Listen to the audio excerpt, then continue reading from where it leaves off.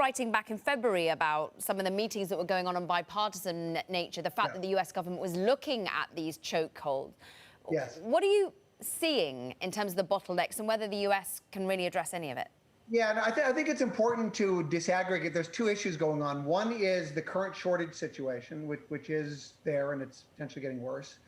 And then the other is a perceived over-reliance on Asia, Taiwan, and that part of the world for semiconductor manufacturing versus in the US. And these two issues, they're actually not really related to each other. They don't really have anything to do with each other. And even if we built out like a significant amount of manufacturing capacity over the years here in the US, we'd probably still be having the same shortage situation. This was driven by some of the dynamics around the pandemic and what some customers did in terms, especially the auto guys, in terms of canceling their orders and everything else. So they don't really have that much to do with each other. And on that note, there's not a ton that the White House or anybody else can really do to address the shortages over any near-term period. Now, to the extent that the shortage situation is sparking the conversation and creating bipartisan support for a deeper investment in localized semiconductor manufacturing here in the US, I think that's a good thing, but that's probably the way that those two issues are more linked. It's more the one issue kind of helping to stimulate demand for the other issue. Why is it a good thing for the US to sort of bring it more domestically, and Europe's looking at doing the same, but is it an efficient use of capital?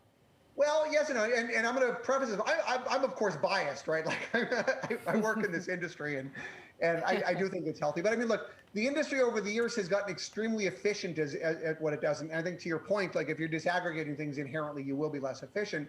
At the same time, there are some, perceived increased risks from having so much concentration. And it's never quite that good to put all your eggs in one basket. And the way things are looking now, I mean, look, we are reliant on areas like Taiwan, and that part of the world is just getting geopolitically a little more, or a little less robust, I would say, maybe than it has been. And that's becoming perceived as an increased strategic risk. And so I think the industry and the world may need to live with a little less efficiency if that makes things a little more resilient. And so I think that's the discussion that's going on right now. Of course, a few competitors at the same virtual table today, and we saw competition thick and fast. That was really the news in the semiconductor space, was, of course, Nvidia getting in even more on Intel's turf. Talk to us about the focus of Nvidia on so-called CPUs. Yeah, you bet. And so I'd say the Nvidia analyst day today, like part of the reason the stocks reacted as well as it did is I don't think expectations were that high going into the analyst. I don't think so it was a little more eventful than people had expected.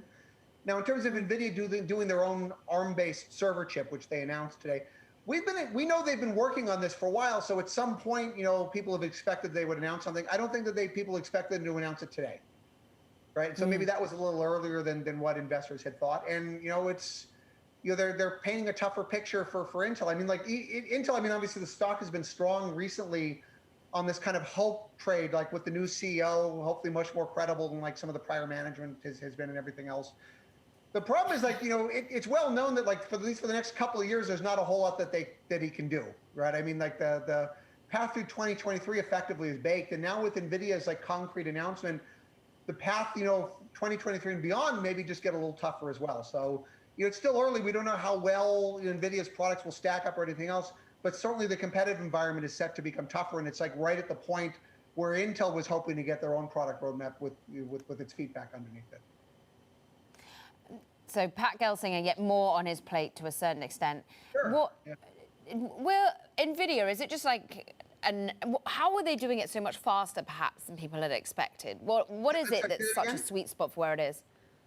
Well, I'm sorry, what was the question? How is Nvidia managing to get these things out the door so much faster than people expected post the ARM acquisition? Oh, no, look, they've been working on this for years. Like, they don't need to own ARM to do this chip, and they'll be doing this chip whether or not the ARM deal goes through. But they've been working on it for years. And I mean, they've been working on ARM servers in general for many years. They had a number of projects. They had one called Project Denver that they actually shut down a while ago. But I mean, they've had a number of iterations of this. So it's not like they just started on it yesterday. It's been years in the making. So it's not like they just got it out immediately. It's just I think people just broadly weren't expecting an announcement at this event. So it's maybe a little earlier than what investors were thinking. But it's not like it's something they threw together.